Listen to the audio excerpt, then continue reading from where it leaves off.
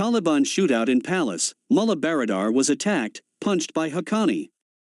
Mullah Abdul Ghani Baradar was physically attacked by a leader of the U.S. terrorist-designated Haqqani Network in early September during talks at the palace over forming the cabinet, say sources. The man the U.S. and its allies hoped would be a moderate voice in Afghanistan's Taliban government has been sidelined after a dramatic shootout in the presidential palace in Kabul, according to people with knowledge of the matter. Mullah Abdul Ghani Baradar, the group's most public face who led peace talks with the U.S., was physically attacked by a leader of the U.S. terrorist-designated Haqqani Network in early September during talks at the palace over forming the cabinet, the people said, asking not to be identified discussing the incident. Baradar had pushed for an inclusive cabinet that included non-Taliban leaders and ethnic minorities, which would be more acceptable to the rest of the world, the people said.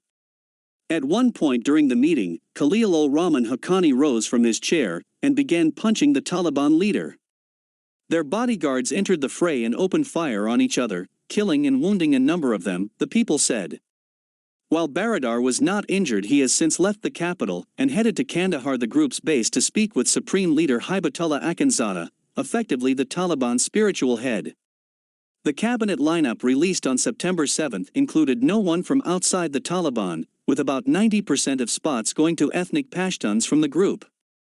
Members of the Haqqani family received 4 positions, with Sirajuddin Haqqani, leader of the Haqqani Network, who is on the FBI's most wanted list for terrorism, becoming acting interior minister.